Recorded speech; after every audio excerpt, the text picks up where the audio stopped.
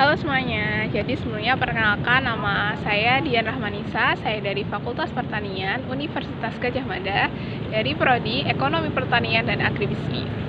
Nah, saya berasal dari angkatan 2022 dan saya sekarang akan memenuhi tugas sebagai calon kofasilitator PPSMB Palapa tahun 2023 untuk menganalisis SWOT atau SWOT analysis pada diri saya. Yang pertama, ini strength. Saya merupakan pribadi yang tenang dan tidak mudah gegabah dalam menghadapi suatu hal.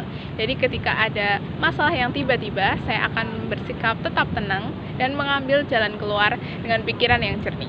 Kemudian, saya juga merupakan pribadi yang adaptif ketika dihadapkan dengan hal baru. Saya juga ingin keluar dari zona nyaman saya karena saya ingin mencoba hal-hal yang baru. Saya juga bisa bekerja di dalam tim. Lanjut, yang kedua yakni weakness atau kelemahan diri saya. Saya merupakan pribadi yang masih kurang dalam pengalaman sehingga saya belum mempunyai pengalaman yang cukup untuk menjadi seorang kofasilitator.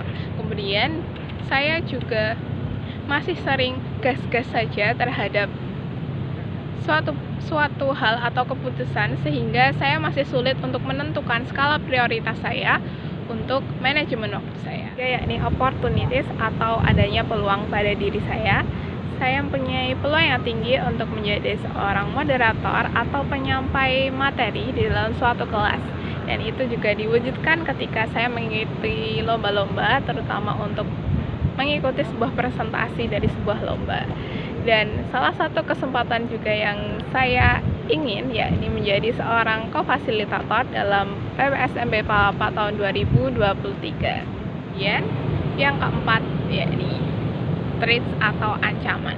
Ancaman pada diri saya yakni karena banyaknya kegiatan yang tersedia sehingga saya harus menentukan mana kegiatan yang harus saya ikutin. Kemudian juga karena ada kegiatan akademik dan non-akademik, bagaimana saya menyeimbangkan antara kegiatan akademik dan non-akademik menjadi suatu tantangan bagi diri saya. Nah, itu dia SWOT analysis atau analisis SWOT pada diri saya. Dan kemudian saya akan memberikan penyelesaian masalah atas kekurangan dan ancaman pada diri saya. Untuk mengatasi masalah kekurangan diri saya, yakni kurangnya pengalaman dan bagaimana untuk menentukan skala prioritas, berarti saya harus membuat manajemen waktu yang lebih baik lagi. Kemudian saya juga harus membuat suatu jadwal di Google Calendar saya supaya saya bisa selalu ingat dan tidak lupa akan kegiatan-kegiatan yang akan saya lakukan. Kemudian untuk ancaman yang terjadi, sama seperti kelemahan saya juga harus menentukan skala prioritas dengan baik dan benar. Saya juga bisa berkonsultasi dengan teman-teman terdekat atau keluarga terdekat bagaimana cara untuk mengatasinya. Dan untuk diri saya sendiri, saya juga harus berlatih lebih banyak lagi untuk menentukan skala prioritas dan untuk memanajemen waktu.